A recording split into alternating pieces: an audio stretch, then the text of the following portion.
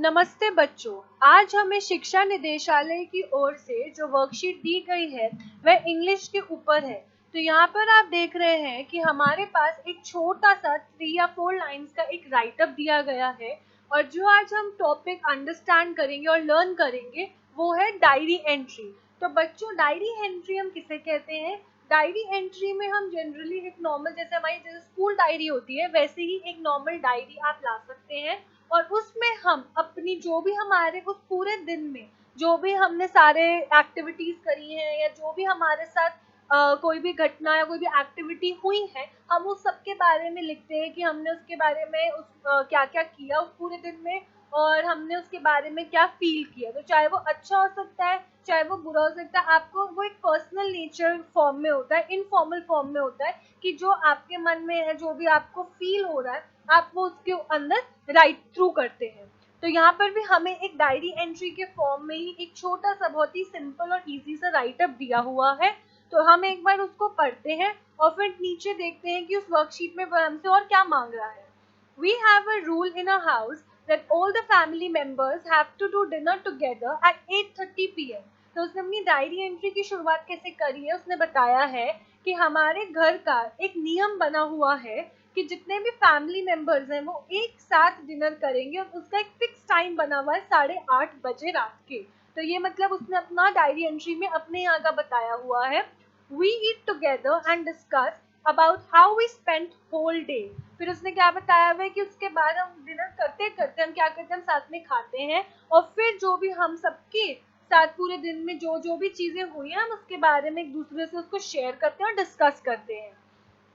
I write down in my diary the special moment of the day which has impressed me the most. फिर मैं इसके अलावा और यह भी लिखता हूँ कि कोई भी मेरे दिन में जो भी मुझे सबसे अच्छी घटना लगी है, कोई भी स्पेशल मोमेंट लगा हो तो मैं उसके बारे में अच्छे से फोकस करके बताता हूँ जिसने मेरे को सबसे ज्यादा इम्प्रेस या सबसे ज्यादा जिससे मैं प्रभावित हुआ हूँ। तो ये एक छोटा सा 3 लाइंस का राइट अप था एक डायरी एंट्री पर। तो अब हम आगे बढ़ते हैं और देखते हैं कि इसने हमसे और क्या पूछा है। अब यहाँ पर आप देख रहे हैं कि हमारे पास एक चित्र हमें दिया गया है जिसमें हमें काफी सारे फैमिली मेंबर्स दिख रहे हैं क्योंकि ये डायरी एक फैमिली राइट अप के ऊपर था, एक फैमिली के ऊपर था। तो उसी से रिलेटेड वो सेम पिक्चर उसने हमें दी है जो उसने हमें राइट अप में एक्सप्लेन करी है। अब हम आगे बढ़ते हैं और हम देखते हैं कि इन्होंने हमें कुछ 4 क्वेश्चंस दिए हुए हैं जो हमें पढ़ के अपनी ही लैंग्वेज में खुद से बनाकर लिखने हैं। तो ये इंडिविजुअली मतलब हर स्टूडेंट टू स्टूडेंट अलग होएगा, तो उसमें आप इसमें अपनी चॉइस से अपने वर्ड से आप इसको बनाकर लिखेंगे। तो यहाँ पर मैंने कुछ एग्जाम्पल्स के तौर पे आपको एक आंसर इनके सोल्यूशंस प्रोवाइड किए हुए हैं, तो हम एक करके इनको टेकअप करते हैं। तो आई होप बच्चों आप मेरे साथ यहाँ तक बने हुए हैं। How many members are there in my family. तो इन्होंने पूछा कि आपकी फैमिली में कितने मेंबर्स हैं। तो ये तो हर बच्चे से लेकर वेरी करेगा। तो यहाँ पर जो मैंने आंसर लिखा है there are 4 members in my family. तो मैंने एग्जाम्पल के लिए यहाँ पर बताया कि मेरी फैमिली में 4 मेंबर्स हैं। तो ये तो बहुत ही सिंपल सा क्वेश्चन था। अब हम आते हैं सेकंड क्वेश्चन पे। Do you think that we need house rules in our family? Why? Think an answer. इसने हमसे 2 चीजें पूछी है कि सबसे पहले तो ये बताना है कि क्या हमारे घर में या हर घर में कुछ रूल्स होने चाहिए। तो इसका आंसर सबसे पहले किस में आएगा? यस और नो में। फिर उसने हमसे सेकंड चीज पूछी है व्हाई। उसने पूछा है कि अगर आप चाहे यस लिखें चाहे नो लिखें आपको उसका रीजन देना है कि आपने ये ऐसा क्यों लिखा। तो उसके बारे में आप पहले अच्छे से सोचें और फिर उसको आंसर करें। तो यहाँ पर जो मैंने आंसर आपको प्रोवाइड कराया है तो उसको एक बार डिस्कस करते हैं। तो मैंने शुरू करा है यस लिखकर क्योंकि उसने सबसे पहले हमसे यही पूछा था। Yes, we need house rules in our family because they teach us how to follow rules at other places. तो सबसे पहले मैंने yes लिखा जो उसने हमसे पूछा था। अब बाकी से फिर मैंने अपने सारा क्वेश्चन उसको आंसर को ग्रैब किया that we need house rules in our family। फिर उसने सेकंड चीज हमसे पूछी थी why, तो मैंने उसको कंटिन्यूएशन में करके बताया because they teach us how to follow rules at other places। क्योंकि अगर हम अपने घर पे भी कुछ रूल्स बनाते हैं फॉलो करने के लिए, सिर्फ बच्चों के लिए नहीं बड़ों के लिए भी, तो वो हमें क्या सिखाता है कि अगर कहीं बाहर जगहों पे और भी कहीं कुछ रूल्स बने हुए हैं जैसे ट्रैफिक रूल्स ही आप ले लीजिए या आपके स्कूल में इतने सारे रूल्स फॉलो करने के लिए होते हैं, तो सिखाते हैं कि जब हम अपने घर पे भी फॉलो कर रहे हैं तो हमें उनको बाहर भी करना चाहिए। Also, it helps to make the children understand what behavior is good or bad। इसके साथ ही रूल्स फॉलो करना हमें ये भी सिखाता है ताकि बच्चों को ये समझ आए कि कौन सा बिहेवियर उनके लिए अच्छा है और कौन सा बिहेवियर उनके लिए बुरा है। अब हम नेक्स्ट पे आते हैं, how does regular communication and talking to family members affect our relationship. इसने पूछा है कि अगर हम रेगुलर बेसिस पे मतलब रोज डेली हम अपने फैमिली मेंबर से बातचीत करें, उनसे कम्युनिकेट करते हैं, तो उसका इफेक्ट, उसका इम्पैक्ट हम एक दूसरे से जो हमारा रिश्ता है, हमारा रिलेशनशिप है, उस पर क्या पड़ता है। तो यहाँ पर हम बताते हैं, regular communication and talking to our family members does have a positive impact on our relationship with them। तो सबसे पहले मैंने क्वेश्चन से ही अपने स्टेटमेंट को ग्रैब किया, कैसे regular communication and talking to family members affects our relationship. तो मैंने बताया कि यस, इसका एक अफेक्ट, एक इम्पैक्ट हमारी एक दूसरे के साथ जो रिलेशनशिप है उसमें पड़ता है।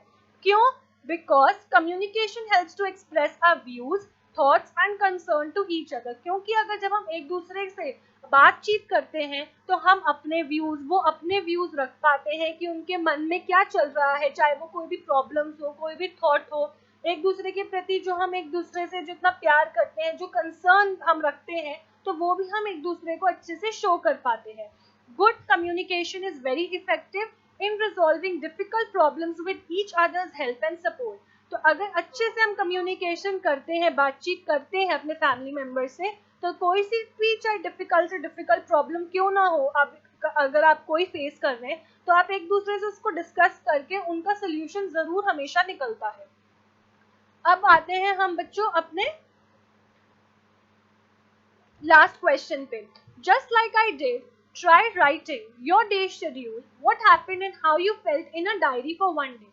अब उसने कहा है कि जैसे अभी सबसे ऊपर उसने एक छोटा सा राइटअप फॉर्म में डायरी एंट्री हमें दिया था, तो सिमिलरली वो हमसे पूछ रहा है कि आप भी एक दिन का अपना शेड्यूल राइट अप करके लिखो एंड आप बताओ कि पूरे दिन में आपके क्या क्या हुआ और आपको कैसा महसूस हुआ उस पूरे दिन में, जो भी आपने करा या जैसे भी आपने उस पूरे दिन को बिताया। तो वही उसका भी मैंने आपको एक एग्जाम्पल लिख कर यहाँ पे दिया हुआ है, तो हम उसे डिस्कस करना शुरू करते हैं। Today was a really happy day as my whole family spent the entire day together and taking a break from our work and studies respectively। तो मैंने बताया कि आज का दिन काफी अच्छा रहा क्योंकि मैंने और मेरे जितने भी फैमिली मेंबर्स हैं, हमने अपने वर्क और स्टडीज से आज एक दिन को ऑफ लिया और हम सब ने पूरा दिन आज साथ में बिताया। All of us started our day by having breakfast together, which was then followed by playing some indoor games। तो सबसे पहले हमने उठकर ब्रेकफास्ट किया, उसके बाद साथ में मिलकर उसके बाद हमने कुछ इंडोर गेम्स खेले। फिर in the evening we discussed on various topics and enjoyed doing some craft work। फिर जैसे ही शाम हुई हमने थोड़े से कुछ टॉपिक्स है ऐसे ही, चाहे वो आप जनरल टॉपिक्स ले सकते हो, घर के टॉपिक्स ले सकते हो, उस पर डिस्कशन करी। फिर थोड़ा सा हमने आर्ट एंड क्राफ्ट का वर्क भी करा ताकि थोड़ी सी हमारी क्रिएटिविटी भी डेवलप होए और हम थोड़ा सा एंटरटेनमेंट फॉर्म अपना कर सकें। By the night we had our dinner and went to sleep. और जैसे ही रात हुई हमने फिर साथ में मिलकर डिनर किया और उसके बाद वी वेंट टू स्लीप। तो ये बच्चों एक बहुत ही सिंपल सी आपने देखी एक वर्कशीट थी इंग्लिश के ऊपर। तो इसमें आपको उसने पूरा अच्छे से पहले हिंट दिया, उसके बाद उसने आपसे इंडिविजुअल जो आंसर्स आपके स्टूडेंट टू स्टूडेंट डिफर करेंगे, उसने आपसे कुछ क्वेश्चंस पूछे। तो एक बार आप इसको अच्छे से गो थ्रू करेंगे पूरी वर्कशीट को, कोई भी डाउट्स हो आप हमसे पूछेंगे और एक बार ये फिर से आप एक बार खुद से अपने आंसर्स लिखकर इस पूरी वर्कशीट को फिर से प्रैक्टिस करेंगे। Thank you.